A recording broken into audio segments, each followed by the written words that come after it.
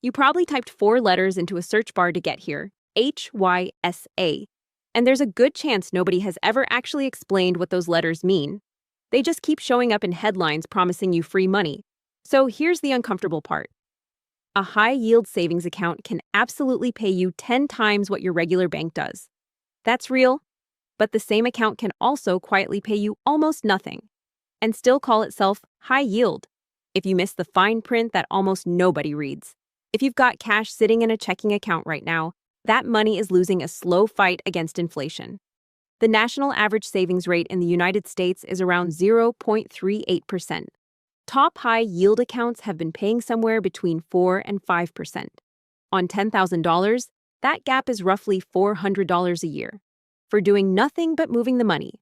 So in the next few minutes, I'll decode what HYSA actually means, walk through the withdrawal rule that almost everyone gets wrong, explain the one number on your statement that's lying to you, and show you exactly where one of these accounts beats a CD and where it quietly loses. No products to sell, just the catches.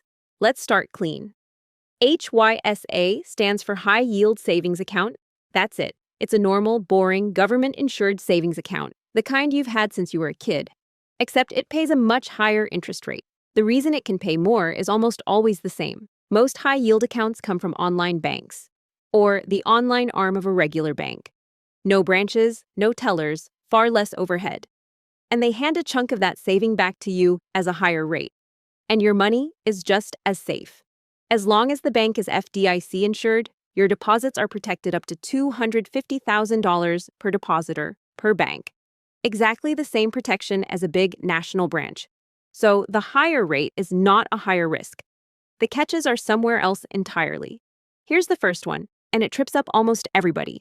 For decades, there was a federal rule, Regulation D, that limited you to 6 certain withdrawals or transfers from a savings account each month. Go over and you'd get hit with a fee. A lot of people still believe that's the law. It isn't. Back in 2020, the Federal Reserve deleted that 6 withdrawal limit.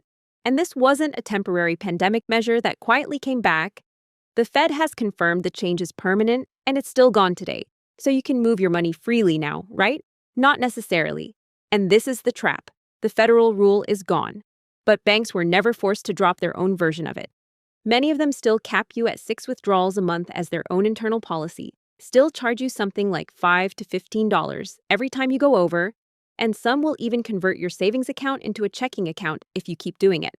So the rule that limits your savings is no longer the government's rule.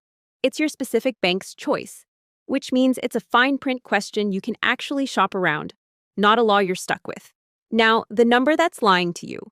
When you compare accounts, you'll see 2 figures, the interest rate and the APY. They are not the same thing. And the difference is exactly where a bank gets to look better than it really is.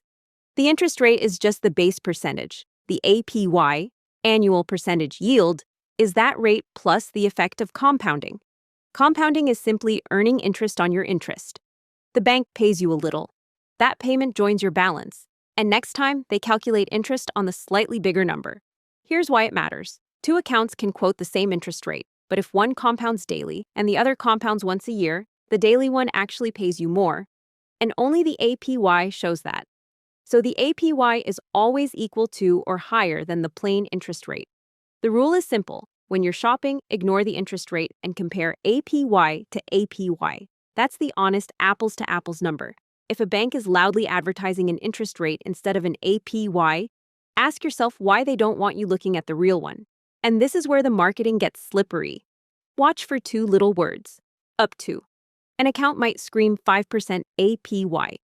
Read the fine print, and that 5% only applies to your first $5,000. And everything above that drops to, say, 2.5%. Others give you the headline rate only if you set up a direct deposit or hit a monthly deposit target or keep a minimum balance. Some accounts pay nothing at all on balances above $250,000. The big number on the banner is the best case, not your case. So when does one of these actually make sense? And when should you look at a CD instead? A CD, a certificate of deposit, locks your money away for a set term and pays a fixed rate that can't change. An HYSA keeps your money available anytime, but the rate is variable. The bank can lower it whenever it wants. That variable rate is the whole decision. Right now, the Fed is expected to cut rates across 2026, which means high-yield savings rates are likely to drift down from where they are today. If you'll need the cash soon, or you just want flexibility, the HYSA still wins. It's built for emergency funds and money you might touch. But if you're saving toward a fixed date, a tax bill, a tuition payment, a down payment a year out, locking today's rate in a CD protects you from those coming cuts. The price of that lock is a penalty if you pull the money early. So here's the one thing to walk away with. A high-yield savings account is one of the simplest, safest upgrades you can make to your money. But high yield is a headline, not a promise. The rate is variable, the best number usually has strings attached, and your withdrawal limits depend on your specific bank, not the law. So, before you trust any rate, do this. Pull up the account's rate sheet, the actual disclosure, not the ad, and find 3 things. 1, is that top APY tiered or conditional? And do you actually qualify for it?